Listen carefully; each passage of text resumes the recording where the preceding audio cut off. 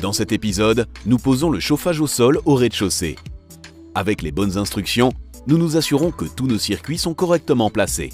Nous faisons ça à l'aide d'un kit d'assemblage.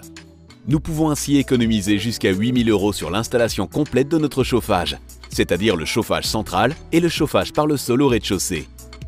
Avant de pouvoir passer à la chape et au revêtement de sol, nous installons d'abord le chauffage par le sol. Les panneaux isolants nous donnent déjà une belle surface plane, mais nous allons les nettoyer avant de commencer afin de pouvoir continuer à travailler à partir d'une surface propre. Entre-temps, le matériel pour l'installation du chauffage par le sol est livré au chantier. Nous aidons d'abord le fournisseur à décharger le kit d'assemblage. Et une fois que c'est fait, nous recevons l'explication nécessaire pour pouvoir commencer rapidement. Nous allons passer le matériel en revue pour être bien certain d'avoir tout. Je vais encore mettre une photo à côté, comme cela, vous savez à quoi tout sert.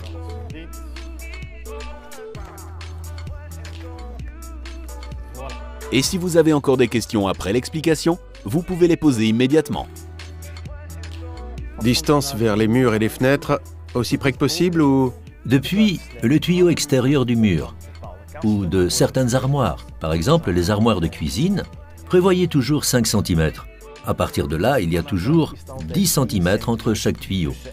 Aussi, entre deux cercles, par exemple ici, entre le 5 et le 6, prévoyez toujours 10 cm. Ici et là, les distances d'un mur à l'autre ne sont pas toujours parfaites. Vous verrez qu'une fois que vous commencerez à tout marquer sur ce plastique, sur cette feuille, vous verrez que parfois les tuyaux à l'intérieur des circuits sont un peu plus loin. Mais donc le plus important, c'est que vous indiquiez clairement tout à l'avance pour bien tout préparer. Cela signifie que vous dessinez clairement tout sur ce plastique. Si tout est placé, tout est connecté, quelle est la prochaine étape? Une fois que tout sera installé, nous reviendrons et testerons à nouveau le système. Si quelque chose ne va pas, si quelque chose fuit quelque part, nous le verrons immédiatement et nous pourrons aussi réparer ou remplacer ce qui ne fonctionne pas. Bien sûr, il est important que le test de pression soit effectué avant de mettre la chape, car supposons qu'il y ait quelque chose, alors cela peut encore être arrangé. Il est préférable de laisser la pression ainsi, vous aurez aussi le contrôle pendant que vous mettez la chape.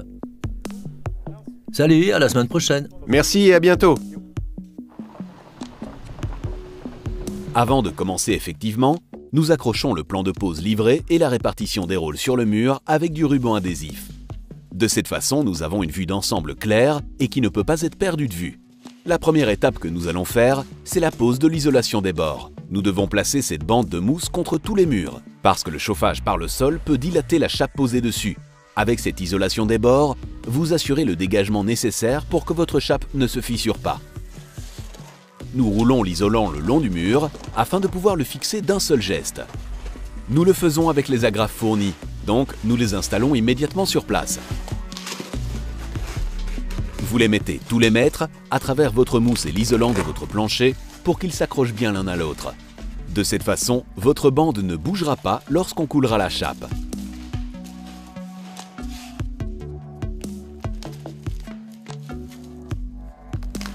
Si vos murs ont déjà été plâtrés, vous pouvez également agrafer l'isolant de bordure au mur. Mais n'oubliez pas de retirer les agrafes de votre plâtre après avoir posé la chape.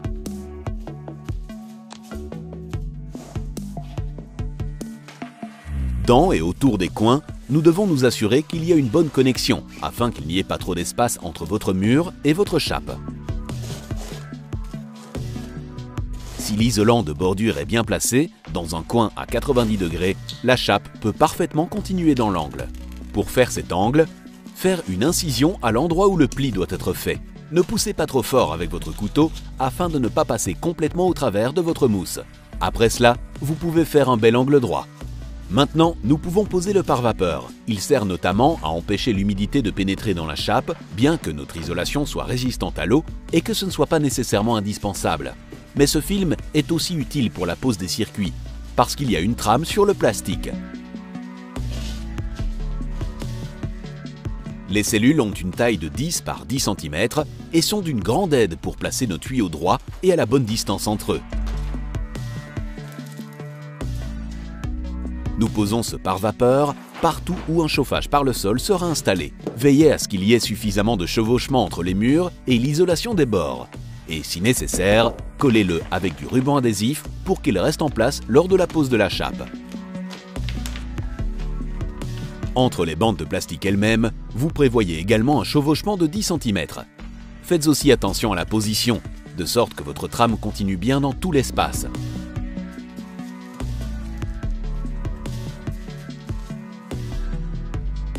Nous fixons à nouveau avec un certain nombre d'agrafes rouges.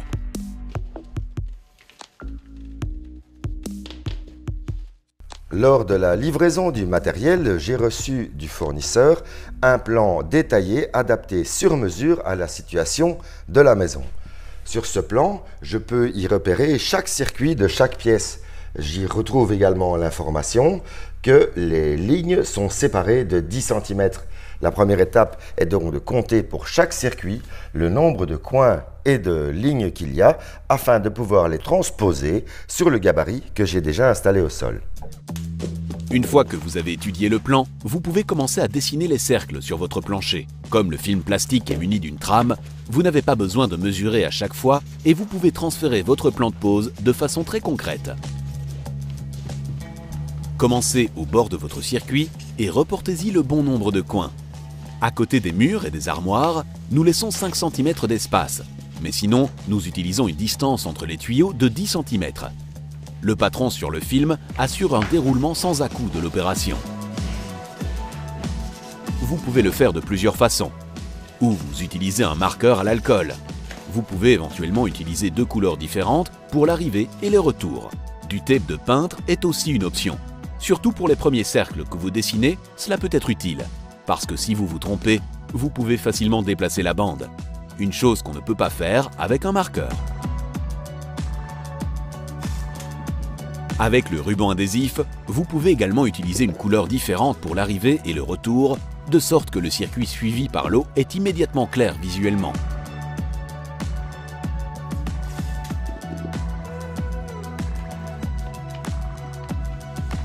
Avec une flèche pleine, vous pouvez enfin indiquer d'où votre eau chaude va partir. Avec une flèche vide, vous marquez l'endroit où l'eau froide quitte votre circuit. Il va sans dire que cette étape est très importante. Si vos circuits sont tracés correctement et avec précision, la pose des tuyaux devient un jeu d'enfant. Plus vous progressez, plus le dessin sera facile.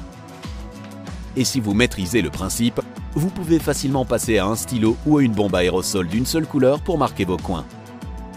Les endroits où aucun chauffage par le sol ne doit venir, comme sous les armoires de cuisine, vous pouvez éventuellement aussi les délimiter avec la bombe à aérosol. Et ainsi, il est bien clair qu'il ne faut rien prévoir à ces endroits. Enfin, nous devons porter une attention particulière à l'endroit où tous les tuyaux partent du collecteur.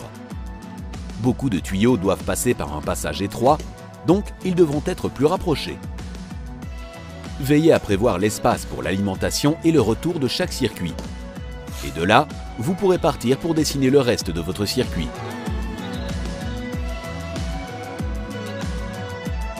Il est temps maintenant de passer à l'étape suivante. Placer les profils du système. Ces lattes grises servent à fixer les tuyaux. Nous devons les mettre dans tous les endroits où les tuyaux sont droits, donc principalement dans la longueur des circuits. Tous les 5 cm, ils comportent une ouverture dans laquelle un tuyau peut être serré. Assurez-vous donc qu'ils sont bien au-dessus des lignes de votre trame. Ajustez-les et cassez-les à la bonne mesure. Ensuite, il est important de ne pas les placer trop près des courbes, parce que les tuyaux doivent être droits et perpendiculaires. Si elles sont inclinées, elles pourraient être pincées et vous pourriez endommager le tuyau. Si le profilet de serrage est bien positionné, vous pouvez le fixer avec les agrafes rouges fournies. Mettez-en une tous les 30 cm environ à travers les trous prévus dans votre isolant. En installant un profilet tous les 75 cm, vous assurez une fixation rapide et parallèle de votre chauffage par le sol, chaque fois avec les 10 cm nécessaires entre les deux. Vous pouvez également placer un profilet système au milieu des boucles pour les supporter. Dans les espaces restreints où il y a trop de coudes à faire, un tel profilet ne peut souvent pas être utilisé et vous ne pouvez le fixer qu'avec des agrafes.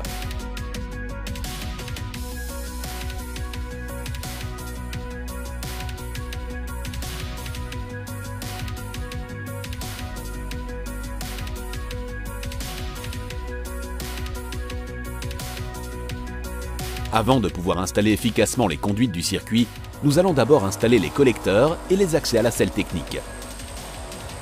Nous avons 11 circuits, chacun avec un tuyau d'arrivée et de retour. Cela signifie qu'un grand nombre de tuyaux doivent passer à travers notre mur. Afin de ne pas affecter la capacité de charge de notre mur, nous prévoyons donc des trous séparés au lieu de faire une ouverture complète. Utilisez une perceuse avec une mèche d'un diamètre suffisamment grand pour que votre tube de 18 mm muni d'un manchon de protection puisse passer au travers. Nous perçons les trous en biais, de sorte que nous pouvons déjà commencer à faire le virage en passant au travers du mur. Ensuite, nous accrochons les collecteurs. À l'aide d'un niveau, nous marquons l'endroit où nous allons fixer les supports. La distance entre les supports est déterminée par notre collecteur. Nous transférons cette dimension sur notre plaque, après quoi nous pouvons visser les supports de montage.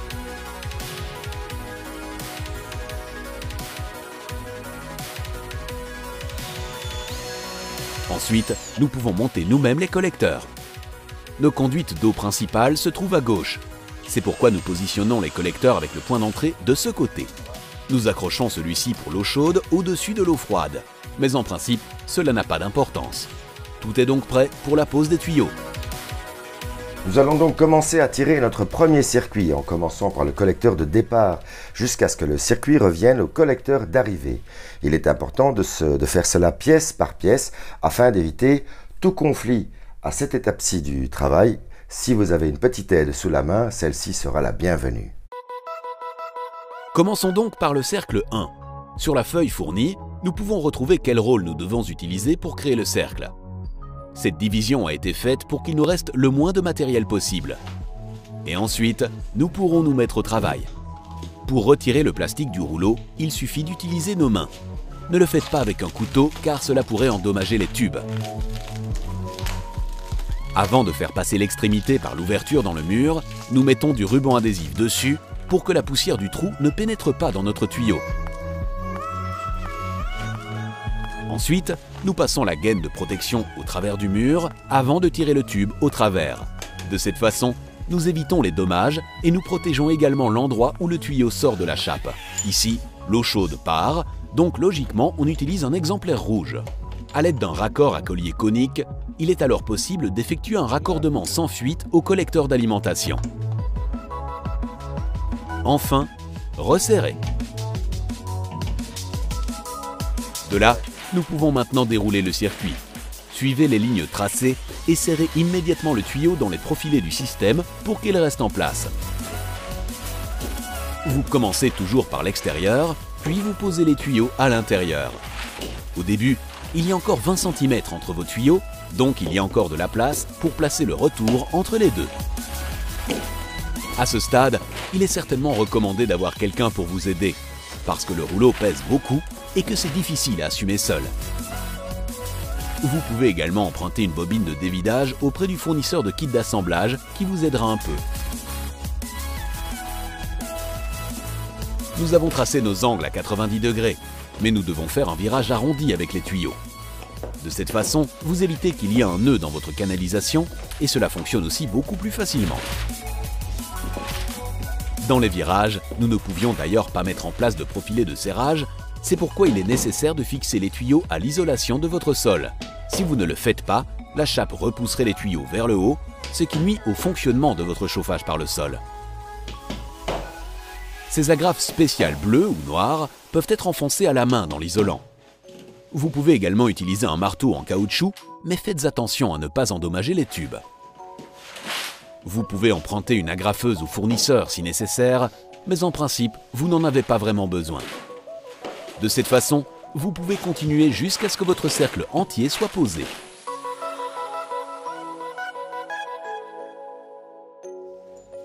L'extrémité, que nous coupons avec une marge suffisante, doit maintenant être reliée au collecteur de retour. On remet du ruban adhésif sur le bout et on le colle à travers le mur. N'oubliez pas le manchon de protection. Cette fois, nous utilisons un manchon bleu car il s'agit d'une conduite d'eau froide. Nous coupons ensuite le tube à la bonne dimension et le raccordons à notre collecteur. Ainsi, notre premier circuit est installé et nous pouvons passer au circuit numéro 2. Nous recommençons au collecteur avec notre arrivée et ensuite nous posons tous les tuyaux sur place. Le patron de coquille d'escargot utilisé, qui doit son nom à sa forme, assure une bonne répartition de la chaleur.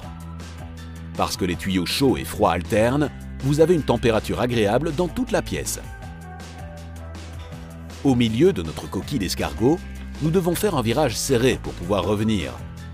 Il faut faire très attention à ce qu'il ait au moins 20 cm de large. Si vous le faites plus serré, vous risquez de faire un pli.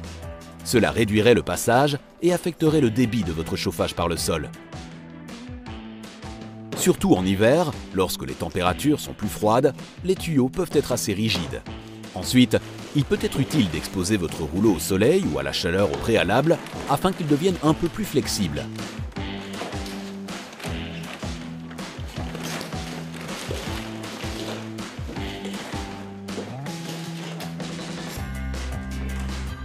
N'oubliez pas de fixer vos courbes au sol avec des agrafes bleues ou noires afin que votre canalisation ne saute pas vers le haut et reste bien au sol. Ces agrafes ont des barbelures spéciales qui assurent une fixation sûre dans l'isolant de votre plancher.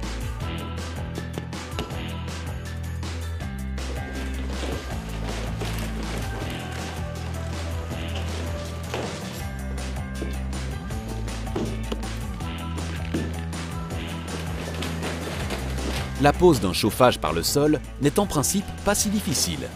Si vous établissez soigneusement votre plan de pose, en veillant à l'espacement correct, vous n'avez qu'à suivre votre dessin avec vos tuyaux. Les profilés de serrage et les agrafes assurent à leur tour une fixation solide et rapide.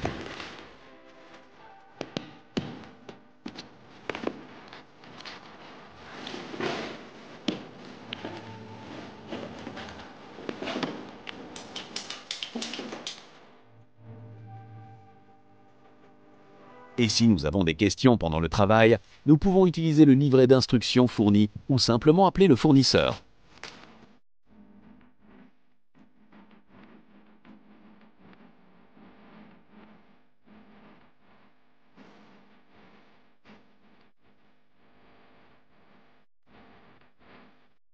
Une fois que tous nos cercles seront déployés, nous aurons encore un pas très important à franchir. En effet, lorsque des joints de dilatation sont insérés dans la chape, il faut prévoir des manchons de protection supplémentaires afin que le chauffage par le sol dans ces endroits délicats soit particulièrement protégé. Sur le plan de pose, nous trouvons où cela doit être fait. C'est habituellement à la hauteur des portes.